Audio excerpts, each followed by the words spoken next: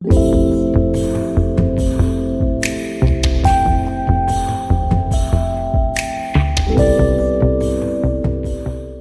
we begin, at the Mind Depot podcast, we would like to thank you for watching our episodes. If you can hit the subscribe button, it would help us greatly to produce more content in the future. Thank you. All right, so welcome back to another episode of the Mind Depot podcast. Today, my guest is Terrance, Childrey. That's my man Childrey right here. We call him Chili. They call me Chili. He spit the hot bars. And a lot of people know me as TC as well. Like growing up in Brooklyn, everybody just called me by my initials TC. So, yeah. All right. So today we're gonna start off with your early childhood. When you were younger, what's something that you can draw back a memory that made you happy? That's a great question. Being around like my family. Okay, family. When I was younger, so I grew up in a household with 6 brothers, 1 sister. Okay. So come from a big family. Us being together, your brothers, sisters, they become like your first friends. Yeah. Those type of things. Sticking together, right? Because that's where you learn loyalty. You can't let anything happen to one another, especially when you venture off outside. That's a fact. Because there's so much of us. Mom is like, listen, something happened to one, that means it happens to all. We're not gonna start anything, but we're gonna finish. So a lot of togetherness, like I miss that. I mean, we're all adults now, and I have one brother who did pass away. Okay. So, that's unfortunate. But we're all scattered apart now, in a sense. Like we're still close and still together, but we're all adults now, and just going through this journey of life. So How often do you guys see each other now since like becoming of age? So, not as often as I would like, right? So I have a brother who lives in the state of Georgia. My other brother, he's in Michigan, and everybody else is in Brooklyn. Okay. So the few that are out here, well, the majority that are in New York, we more so speak on the phone.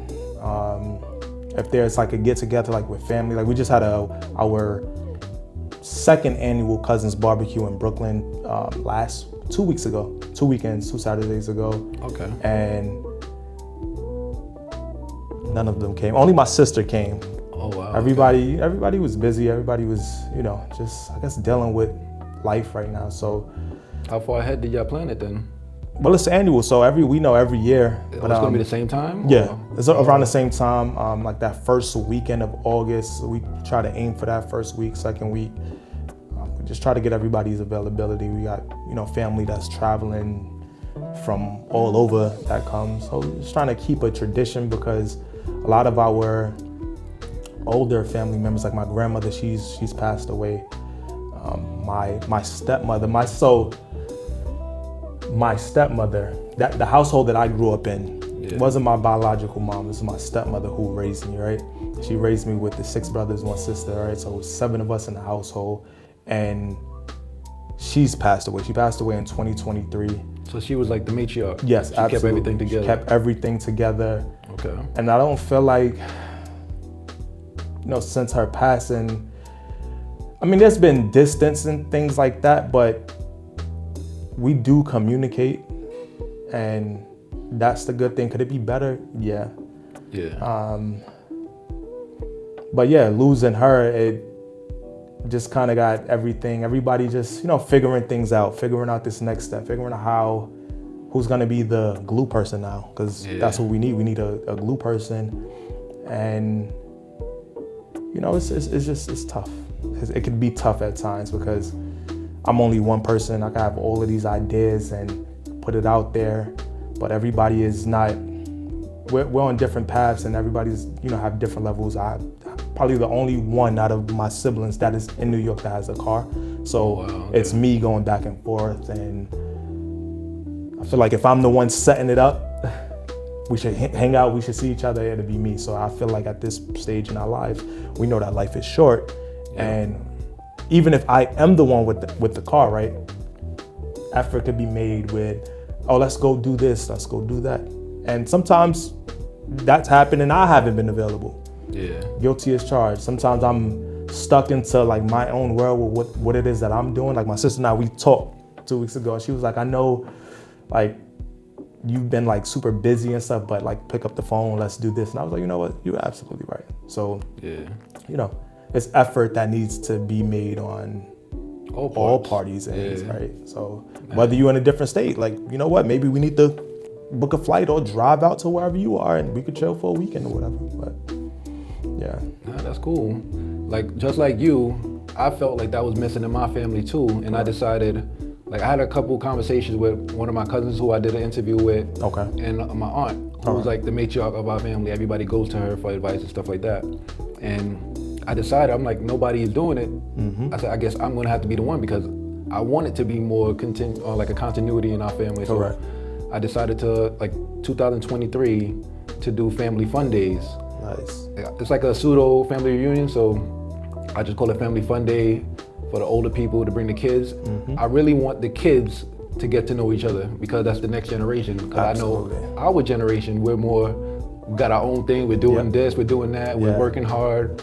So I want the younger kids to see like the older people in our families, how successful they are, the things that they're doing to inspire the younger generation. So when they're coming up, they'll know more about what the family was doing other than the immediate family, their mom, dad, and whoever lived with them. Yeah. So yeah, it's a couple other ideas that I have down the future, but don't be afraid to be the one to make that step, you know what I'm saying? Even if it's something as simple as bowling. Yeah. Because the first year, not a lot of people came to the family fun day. It was probably like 15 people that came, but we had a good time. But it was only like 15. This year, because we did it this year in end of June, I believe, and like 25 people came. So that's an additional 10. Yeah. So I'm thinking every year more and more people are gonna come. It's family members that I still haven't met. Correct. So I tell everybody, I'm like, if it's somebody that you know that I don't know in the family, I'm like, we're all family. Just tell them to come through. Yeah. You know what I'm saying? Word The of more the mouth. merry. Yeah. You know what I'm saying? You know what? I think that's important, especially if you, like myself, I grew up on family reunions, us getting together, and then when we lose the matriarchs of the family, it seems like that tradition, it dies and it goes with them. And it's very important for our nieces, nephew, children, the younger generation to see what it was like, how it was like for us growing up. Like, yeah, maybe it'll be different in a sense, right? But same concept. So you can see togetherness. I feel like families thrive better that way. You never know what could happen or what could stem from just a family reunion, putting your ideas together. You just never know. And I feel like we are a boatload of information, and sometimes you just gotta lean on a person or just ask a question, and you be shocked with the answer that you receive. But you also be shocked what your family members know. Right. A lot of people sleep on the older people in the family. Yeah. But they have life experience. Absolutely. They've done a lot of things. I'm only 40 and I've had many jobs in my career. Absolutely. It's now that I'm getting better paying jobs and stuff like that, but I've got experience from the other jobs. Correct. So I could give that information to the younger generation. Yeah. You know what I'm saying? So It's important. so going from the early childhood, how was your teenage years growing up? My teenage years were good. I learned a lot. I dealt with a lot of trauma as a child, and I didn't know how to express myself growing up. I didn't know how to deal with the frustrations and express that I was in a situation, living situations that I didn't like. Yeah. I didn't know how to utilize my voice. I didn't know how to convey that message because our parents didn't really have the tools to guide us or to help navigate me in that realm because they didn't know. It was pretty much what I say goes. My way or the highway. You're not allowed to cry as a young boy. You're not allowed to cry. You're not allowed to do certain things. So I dealt with a lot of that. I also my biological mom, my mom, just to break it down because I did speak of my stepmom. Yeah. So my biological mom's mommy, it's my mom. She's still alive. And my dad,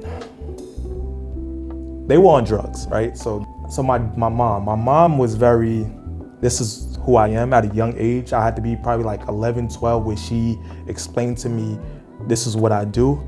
And whether she thought that I was able to handle it or not, I respect the honesty. Yeah. And her logic behind it was, I wanted to let you know what it is that I do, what I partake in. Because if you go out in the street and somebody tell you, oh, your mom is a crackhead, or your mom is this or whatever, at least you heard it from me. So it's not a shock to you, or you're not feeling like you have to defend my name because, oh, they're talking about my mom, and no, So if it ever is mentioned, yeah, it may hurt, right? Yeah. But at least and you could find a way to like deal and cope with that. Was it a lot? Yeah, it was a lot, but I respected it. Like, I respect honesty. My dad, on the other hand, he's total opposite. Never expressed what it is that he did at that time. He would put on like an image like he was this perfect parent or whatever the case may be. And he wasn't bad. Like, he did food, shelter, right? Yeah. So food, shelter, somewhat clothing, I guess, right? I did have to like fend for myself, but that's what he did. Food, shelter, and so the standards back then during those times, like, that's all he knew how to do. He couldn't be there for me on an emotional level. Like, he tried, but he couldn't be there for me in the way that I needed him to be because he didn't know how.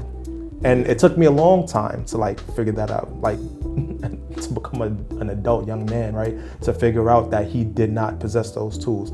Neither did my mom. I didn't live with my mom. I think I lived with her till I was like 1, 2. That's the last time I lived with my mom. Oh, so you didn't grow up with your parents? I grew up with my dad. Mm-hmm. I grew up knowing my mom and with her to a certain extent, but living with her, no. Like, I knew who my mom was. I knew my grandmother. She passed away. God rest her soul. She did a lot for me. She was present, and she did so much, honestly. Like, she did a lot. What's one thing that you would say that your grandmother did that contributed to the man that you are now? Because in most men's life, the grandmother is usually the strongest one. So my grandmother was present, let's say financially, right? So and it wasn't like I saw her all the time, but that wasn't until I got older. I got to see her more, spend much more time with her, right?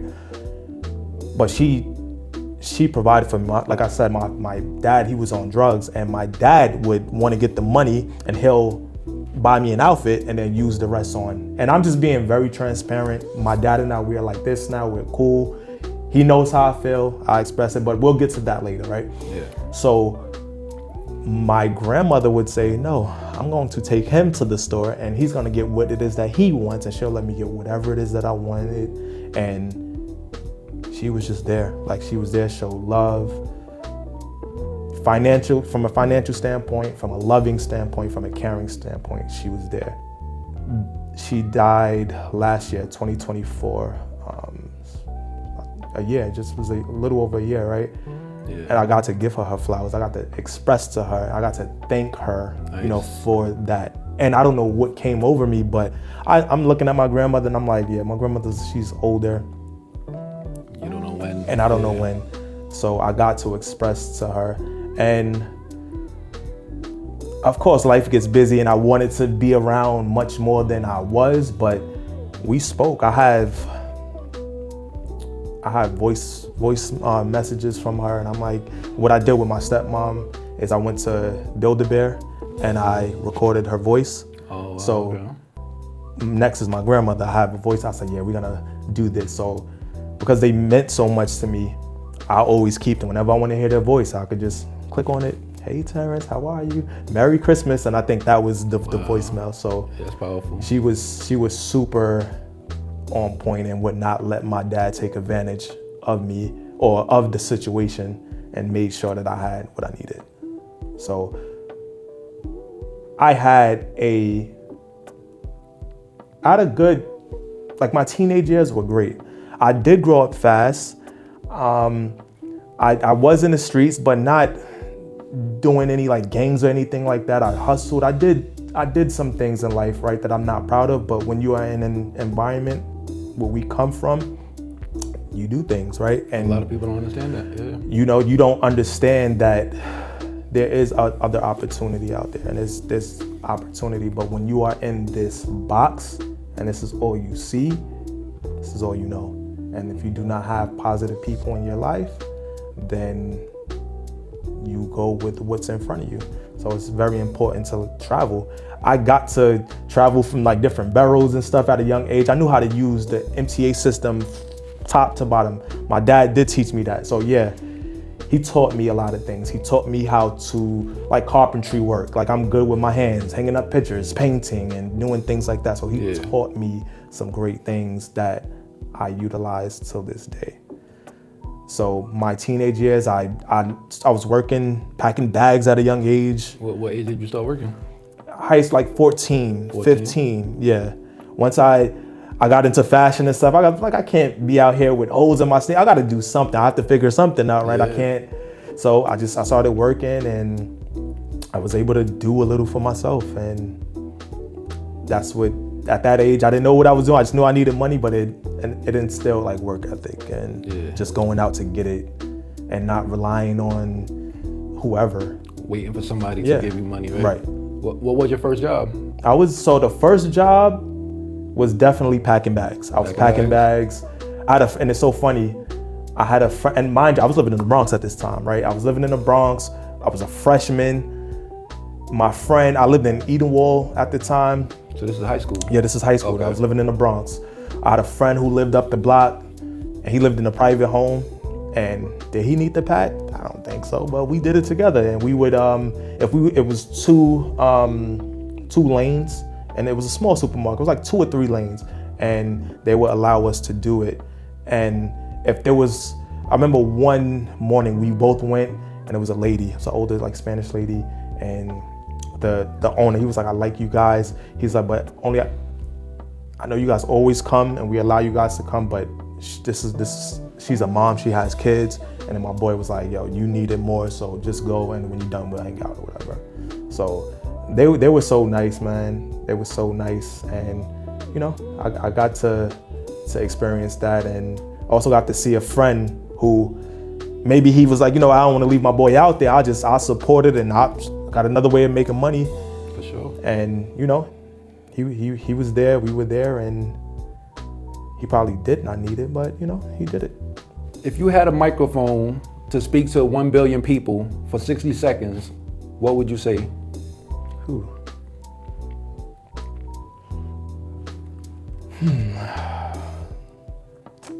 I mean, I would start off, and I would just tell people that be kind to each other.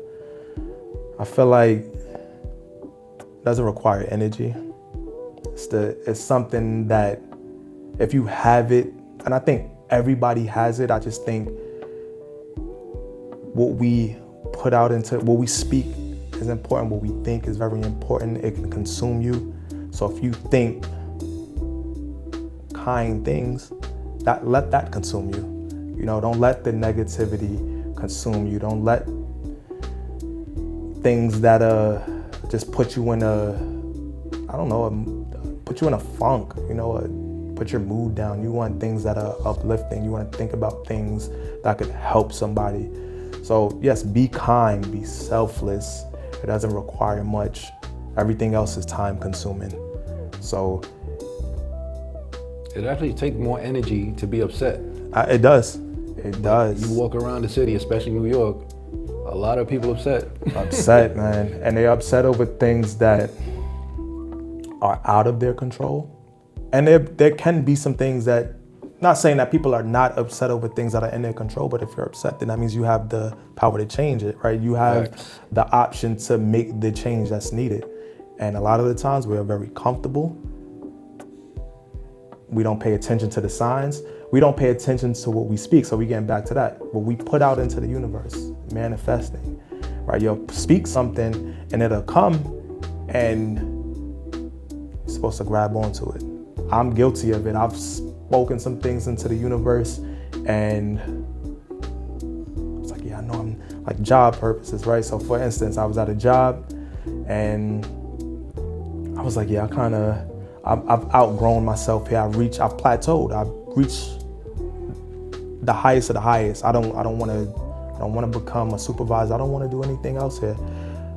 I want to do something else. Didn't know what it was, or I was like, you know what? I'd rather go somewhere else, same field. So law enforcement, right? I'd rather do something else. Now, I did put myself in a position, but I was so comfortable. You're getting a paycheck every week. You know, you get comfortable, you become complacent, and even though I've outgrown it, I did not put myself in a position to succeed. So all I did was talk about it. I didn't prep myself the way I should have when that opportunity came. So I had to miss out on opportunities. And when you miss out on opportunities, bunch of regret. You have regret, but that opportunities don't, they come when you align yourself. So when you align yourself and you prep yourself and you do that work, then it's going to come. And even if you don't, it'll come because you spoke it, but that's the kick to like, hey, maybe I need to, let me tighten up. Let me go reach out and just like, maybe I didn't prep myself, but maybe I could start prepping myself to get it if it's in front of me right now. And when you miss out on those opportunities, then you'll be waiting a long time for another opportunity. That's a fact. Where are you now in your current career? Okay, so I work with adults with special needs, and I've been doing that since 2023. 2023, okay. Yeah, since 2023. And it's been a journey. It's been humbling. I learned a lot about myself, changed me for the better. As we were talking before, like working in law enforcement, it's just it's a different type of job. Respect level, lack of respect, right? So you get respect, and then there's a lot of times where you don't get the respect. The climate it's not a great climate for some officers. I think it just depends on who you ask. Like everybody has a different experience. So I don't want to speak for the masses. I know I had a good experience. Yeah. I just also think that is, how you carry yourself. I also from working at the department that we worked at before, you have a different respect for what law enforcement does. And Absolutely. I always try to defend officers to the most that I can, because like I said in a previous interview, there are some bad actors. Absolutely. And that's going to be in any career. It don't matter what career, it's always going to be some people that's going to do bad things. They just make the wrong choices. Correct. And for the most part, from what I see, there are good guys. Yeah. But then some people take the job serious, and then some people use the job as just a means to pay bills. Right. And those are the ones you have to watch out for, in my opinion. No, you're absolutely right. Absolutely right. And then you also have the ones who, I guess, approach it from like a power standpoint. It gives you having a badge and a firearm and having a responsibility and taking an oath to protect, right? To serve the community. So what do you think that is? Because I think that's coming from like a point where these guys who didn't have any power when they were younger, they were probably bullied. Yeah. They probably had no voice. Yep. So now that they have some type of power dynamic, they utilize that to try to pick on other people who they are probably physically stronger than them, but because they have a group of people standing behind them, now they can be like, I said get on the floor. Yeah. I said put that down. And it's a bad thing. It's like throwing a grenade in an open field. It's wild. It's wild. It's not a good look. It's definitely that, and it could stem from, being bullied. It could stem from a lot of things, but also like there are people who don't get the respect at home. They're not happy at home, and that part I gotta come out here and I gotta assert my dominance and my authority, and I feel like that's not the way to move. I mean, you and I, we've worked with officers in the past, like who moved in that way or whatever, and I had no problem telling people, when you with me, don't do that. And if you want to break it down. But that's the part. not everybody is like us who Yeah. can speak up Yeah. against somebody who has that type of voice, who Right. think that they're a gangster and stuff like that. But it also has to be on us as other officers, fellow officers, Absolutely. to be like, yo, that's not right, don't do that. That's not right. And it's something as simple as that. You never know who's watching. You never know who's recording. You never know. And no matter how many bad apples there are, because that's what people see. They focus on that, right? Yep. And they paint the whole department or whatever it is that you're doing. They'll paint the whole department as every officer is like that, and it's not the case. It does take for an officer to like stand up to speak. I mean, now you have no choice but to do it now. I mean, and some people, they don't, utilize that option, but your best bet is to speak. I'm very direct. I'm upfront. Just like you, we grew up in the hood, so I know how to approach people. I know how to approach a group of people. I'm not worrying about, and we're just jogging, right? We're just talking, right? But I'm not worried about the peanut gallery. I'm gonna talk to the person I know who has control. I'm not worried about who's saying what. I'm gonna talk to the person that could control the scene, that could get everybody else to comply, because it's a respect thing, right? Yeah. So if I get that person and I approach him in a respectful manner, sir, what's going on, bro? I need you to such and such, as you get complaints, whatever it is, and I approach him respectfully, he's gonna get everybody to do whatever that I need done. So I don't have to go over there and assert any dominance or talk to grown people like they're kids. I don't have to do that. It's respect. And respect goes a long way. It goes a long way.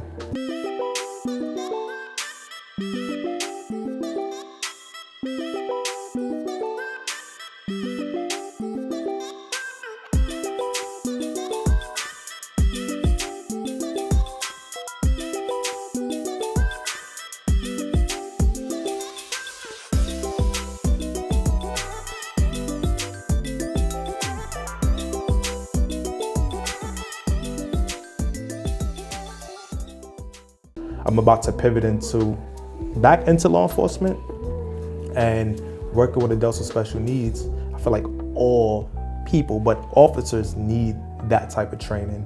I don't know what it is going to take or what type of training that will be, but it has to be something hands-on. It has to be something hands-on to where, or interacting. It could be that. It could be just something as simple as Disability Day or something, right? Yeah. To where you are in the community, to where you are now that person that was exhibiting a behavior that you may have thought that they were drunk, and not realizing that this is a behavioral thing, right? You identify it because you see it. Facts. So if you intertwine the two fields, and I think it'll make things better. So. No, that's true, man. That's definitely a fact. Yeah. I always wanted to know about the day that you saved a life, because we were fresh off the job and you just got the new promotion to EMT. Yeah. Explain to the people how you was able to save a life. And I know after I left, you saved another life. So correct. So we'll talk about let the people know. Yes, that's perfect. So I was working mall 2, right? I was working on the mall that day, and doing a check. Like, you have to check stores and surround, the businesses in the area. And this was, say, like around noon. And I went into the library, and I think this person, it's so funny. I believe that this person has some type of disability. Okay. It was a young lady. I don't know what was going on, but they were with I'm assuming it would be staff. And something was off. So the staff member approached me, and she was like, I don't know what's wrong with her, but something is off. And, I'm talking to the young lady, and she had a pen top in her mouth, and she's like chewing it. And I'm talking to her, she's not really receptive, not really saying anything. And then she proceeds to swallow the pen top. In front of you? In front of me. And it's so funny, because I was in ESU at this time. This was before, right? So okay. We did training, CPR, Hanley, CPR training, right? And the Heimlich maneuver, that was what I utilized to help dislodge the pin top. So she was choking, and I don't know, something just took over. I didn't radio it, I just jumped right in, and once did a couple thrust moves, and I was able to get it out. And and the funny thing is, I think somebody called it. ESU came in. So when they came in, the pen was like, it had just dislodged, and they came in and they took over. But I was able to get it out, and they put in a word, and it was like, I think he would be perfect for the unit. And that's how that happened, the first one. And that was like in 2017, I believe. That was in 2017. And then fast forward to 2022. So COVID, this was like, I guess towards the end of COVID. Well, I don't know if COVID ever ended, but this was like when, everything started opening back up, and the area where we worked, right, where we patrolled, they had their first firework celebration, and usually they do it every 4th of July, as you know. But they did it for the Labor Day weekend, and I had signed up to work that detail, and it was cool. Everything was good. It was nice. It was the first time everything is open back up. So it was just a cool event, and somebody had approached me. Mind you, this is another situation where my partner, who was the sergeant, he was the sergeant of the unit, and he was my partner. He was working with me. He was like, "See, I'm coming right back," and he had just walked off. So he walked off, and he was gone like over 5-6 minutes. I got approached, and they were like, "Somebody's having difficulty breathing." So I'm like, "Oh snap!" So I just jumped right into action. I grabbed all of the equipment. Mind you, I'm moving fast, so it's supposed to always keep your radio on you. And I had because I was sitting in the vehicle, I had my radio up there on the dashboard, right? And I just go, right? I just grab everything. I had the most important things, and the radio is super important to have because it's very important. But with moving fast and you're just like, all right, I need to help this person, I run into action. So I'm like, okay, let's see what's going on. By the time I get there, she's passed out. Wow. Check the vitals, I check the pulse. I'm looking for chest rise, and nothing. There's nothing. So I'm like, no, this is bigger than what it is. I reach for the radio. There is no radio. I jumped right into giving compressions. There's somebody on the phone with 911. I believe it's her family members. And I'm like, damn, I need radio. I need crowd control. I'm the only person there. So I had to, in a sense, think fast, right? And I just was like, I know who I could get to secure this scene for me, and this is her family.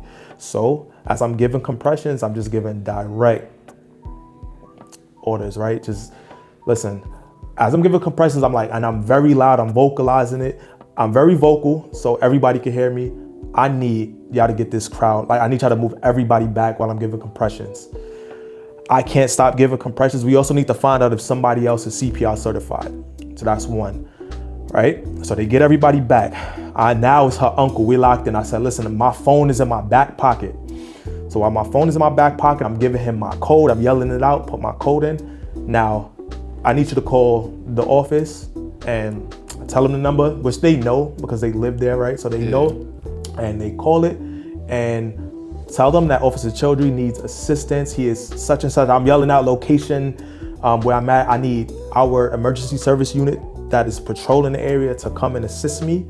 And while doing that, I get somebody comes over and they're CPR certified. So they take over the compressions. I put the O2 tank on or whatever, then we're able to get a pulse. Nice. So it was very chaotic, but one thing my mom always told me, told me that I was super poised and I don't panic, and I cannot tell you where it comes from because we're human beings. So to say I've never panicked, yes, we do, right? But I don't know, like I said, what took over, but I knew my training. I knew I was the perfect person, to help assist her. And I'm just so grateful and thankful that I was able to, help her. And I got awards for it. So I'm something that I'll forever keep with me, and something that I could utilize forever. No, for sure. That technique. So like my uncle who trains in martial arts, he always said that whenever it comes to time for a crisis, we always revert back to our last training, the most basic training that we've had. So even though it was a panic situation, you forgot your radio and things like that. I know I was trained in the same academy as you. Right. They always said, make sure you have crowd control, make sure you give commands. If you don't have everything you need, you tell somebody, you point to one person and you tell them, I need you to do this. I need you to call 911. I need you to back everybody up. And like you said, you did all those things. So that's the basic of training. You remember that you have to do the chest compression. You have to do all those things. And at the end of the day, you was able to save that life. Absolutely. Did you ever find out what it was, or? So from what I found, it's so funny, right? So from what I remember, they said it was like some type of, she had an allergy, some type of food allergy.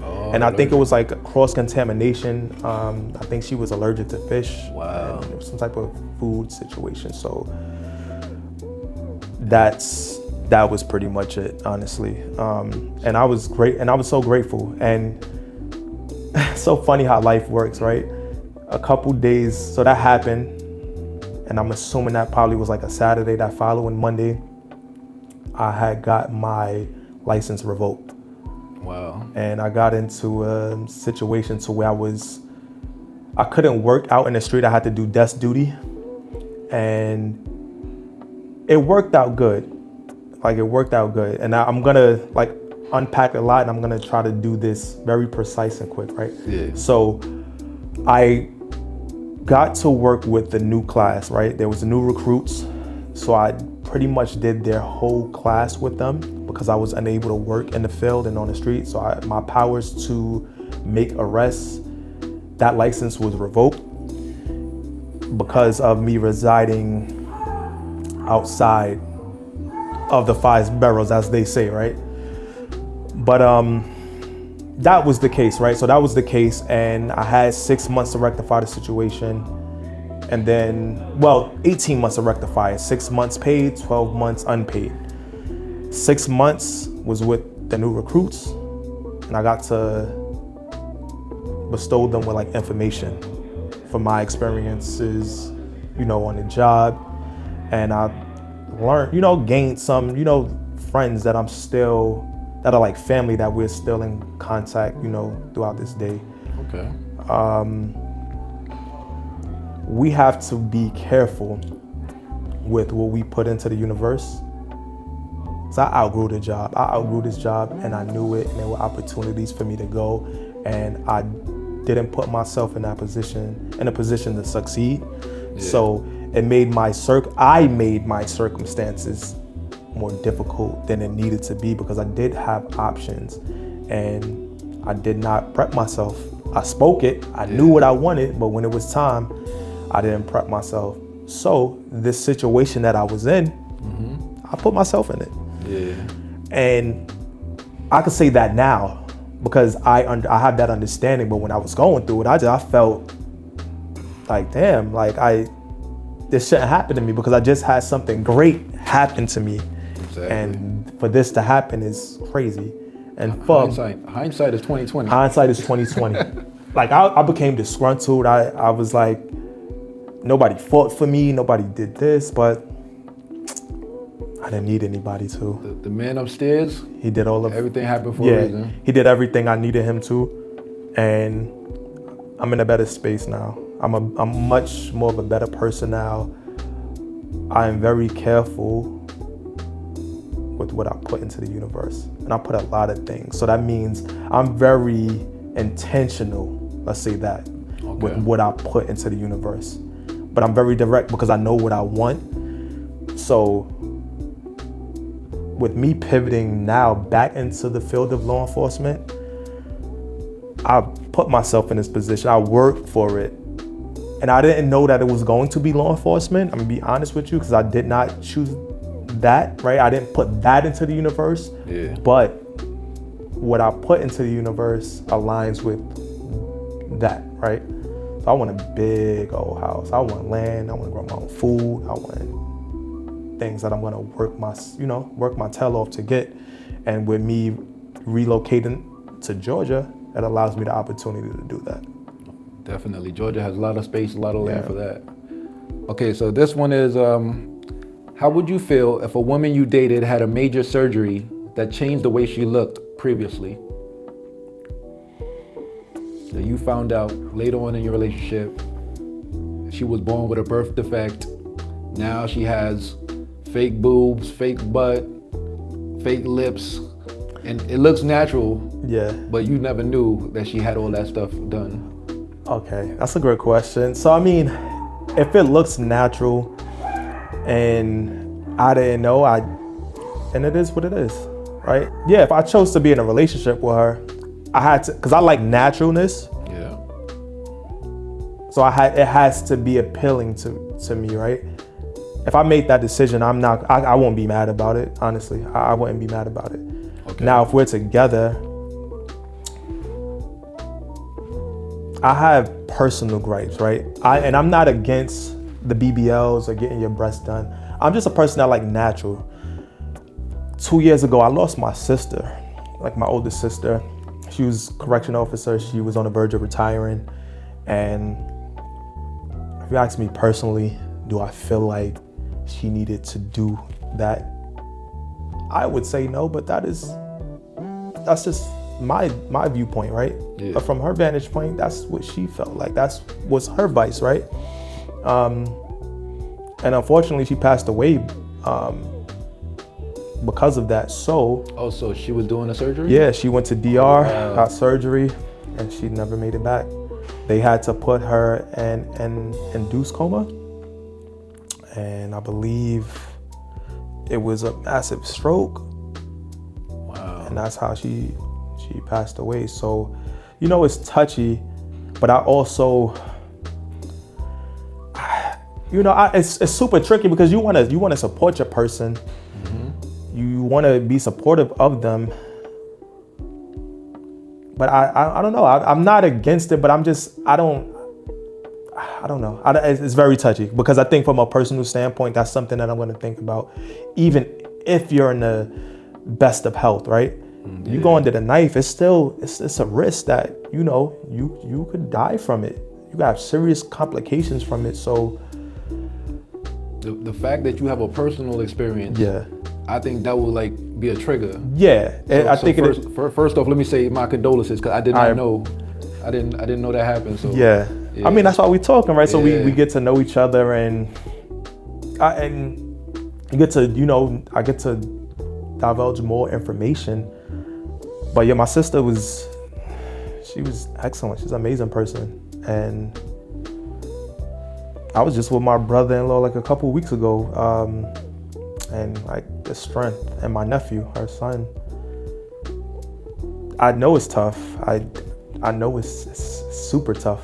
So from that viewpoint, yeah, but and then it's the other viewpoint. We can't control what women do with their body. Right. But I would want somebody that is comfortable in their skin, right? But you get with a woman, have babies, change, it changes the woman's anatomy and things change, and you may want that. So I would have to be supportive because she risked her life, right, to bear my children. So I would have to be understanding. So I am very understanding in that field, if it was something in the lines of that. But if it's, I just want to get the BBL if it's an attention thing, then I'm not with it. I'm not cool with it, honestly. The reason why I came up with that question is because I saw a court show where a young lady had a birth defect. She had something where her face was slanted or something like that. Okay. So the guy that she married, he felt some type of way because his child came out with a birth defect. So he felt if he would have known that she had that birth defect when they first met, he probably wouldn't have made that decision to marry her. Okay. So it's kind of like you have this big secret and you're trying to hide it with the surgery. Yes. And now you're trying to procreate. Now the child, because of hereditary, Yes. is going to cause that defect to transfer over. Correct. It's a tough situation because you all this time you learn to love this person, but they kept that big secret from you. So, all right, I think that it is super important for man, woman, whoever it is that's getting whatever surgery to alter their appearance. I think you should speak on it. I think you give a person an opportunity. A lot of times people take away people's choices. You don't even give them the opportunity to say yay or nay. And I think, I know people don't give people enough credit. I think people love honesty. Yeah. I'm a person I love honesty. Like, if you want to win me over, it's honesty. Whether it's with me, whether it's with you, I just like honesty, because how can you debate honesty, right? Yeah. And if you give a person a chance to say yes or no, they'll probably fall for you even more, because they know how difficult that was for you to spew that information to them. It's a difficult thing, like altering your appearance and something that was an insecurity for you to like disclose that information is tough. And when you just allow a person to sit with it for however long they need to and make whatever decision they need to, then some people I ain't worried about that.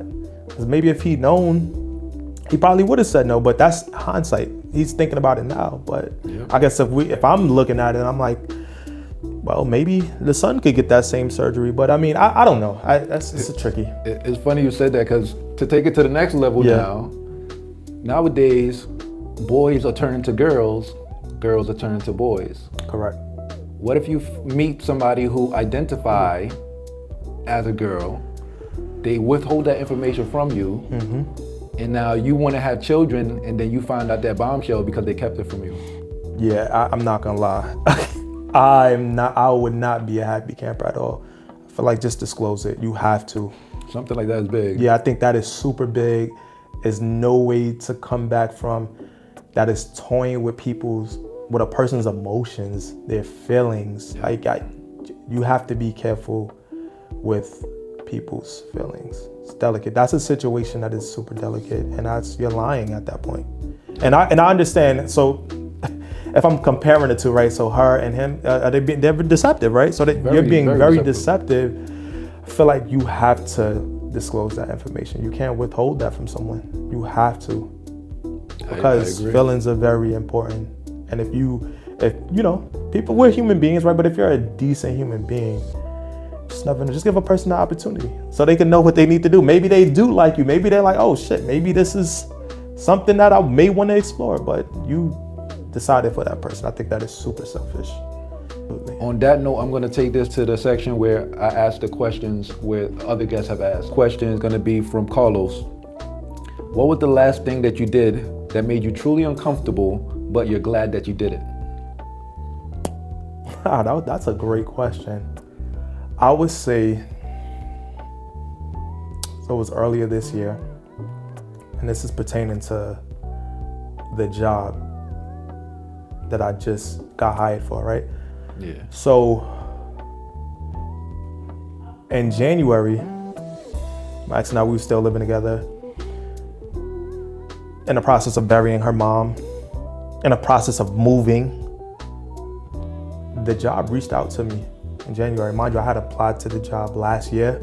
This was months ago, probably over like 5-6 months ago. And they applied, they reached out to me last minute.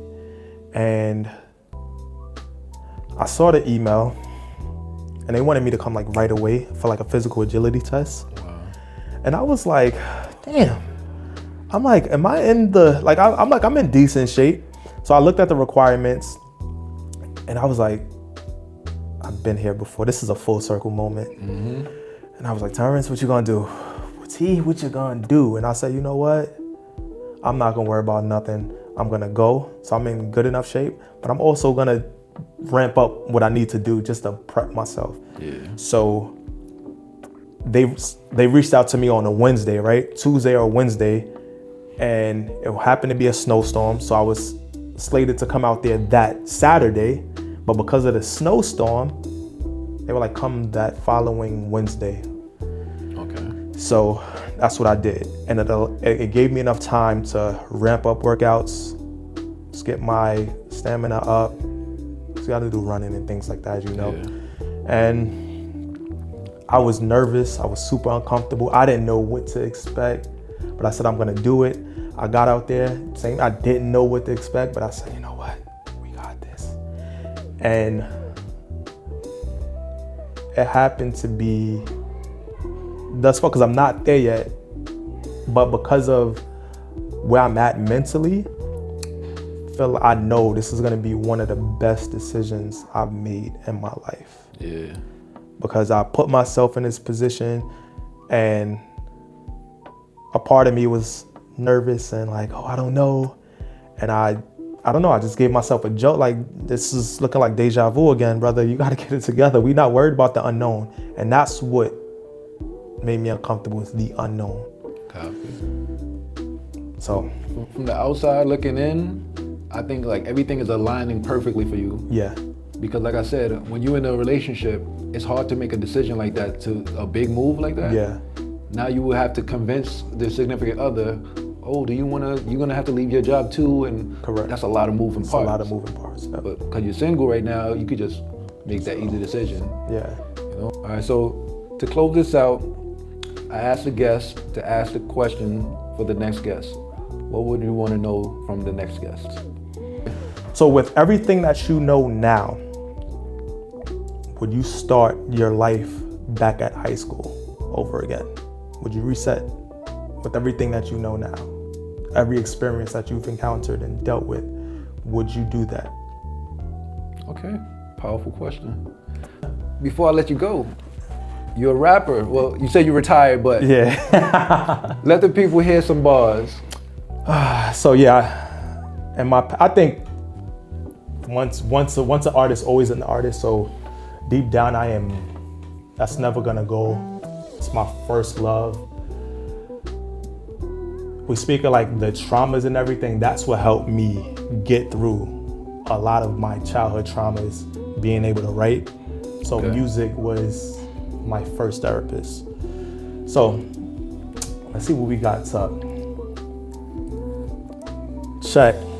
I said, don't get beside yourself. I mean, literally, my life book, you couldn't understand the literacy.